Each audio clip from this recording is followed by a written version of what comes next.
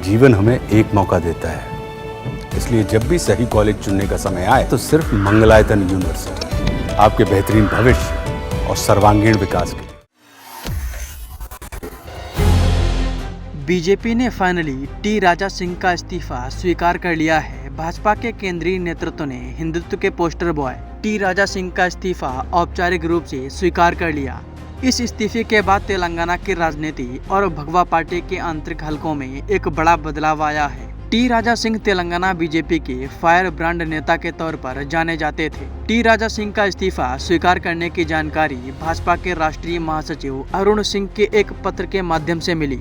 अरुण सिंह ने पत्र में क्या कहा वो आपको बताएं, उससे पहले आपको बता दें कि फेक न्यूज के जमाने में सही और सटीक खबरों को देखने के लिए आप अपने फोन में दैनिक जागरण ऐप को इंस्टॉल कीजिए। यहाँ आपको सटीक और सही खबरें मिलेंगी।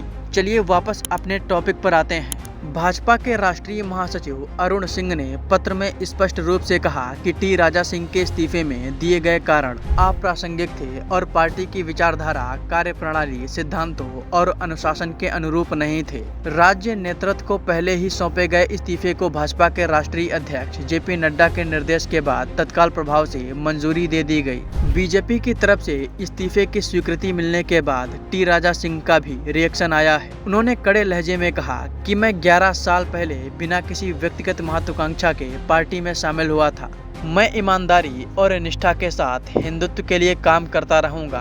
बताया जा रहा था कि टी राजा सिंह इस्तीफा देने के बाद शिवसेना, यूबीटी या पवन कल्याण की जनसेना में शामिल हो सकते हैं। इस पर टी राजा सिंह ने शुक्रवार को कहा कि फिलहाल वह किसी भी पार्टी में शामिल नहीं हो रहे हैं। बता दें कि टी राजा सिंह ने अभी तक राज्य विधानसभा अध्यक्ष को अपना इस्तीफा नहीं सौंपा है। पार्टी छोड़ने से उनकी विधायकी की स्थिति अस्पष्ट बनी हुई है। पार्टी सूत्रों का कहना है कि यह अभी स्पष्ट नहीं है कि केंद्रीय नेतृत्व उनका इस्तीफा विधानसभा अध्यक्ष को भेजेगा या टी राजा सिंह पर फैसला छोड़ देगा। अपने दूसरे कार्यकाल के दौरान टी राजा सिंह का भाजपा से अलगाव लगातार बढ़ता जा रहा है। खासकर भाजपा के राज्य प्रमुख और केंद्रीय कोयला मंत्री जी किशन रेड्डी के साथ कथित तनाव के कारण उन्हें पहले कॉमेडियन मुनव्वर फारूकी के एक स्टैंड अप शो के दौरान विवादास्पद टिप्पणी के लिए निलंबित कर दिया गया था, लेकिन कुछ महीने बाद उन्हें फिर से बहाल कर दिया गया था। टी राजा सिंह 2014 में राज्य के गठन के तुरंत बाद चुने गए 5 भाजपा विधायकों में से एक थे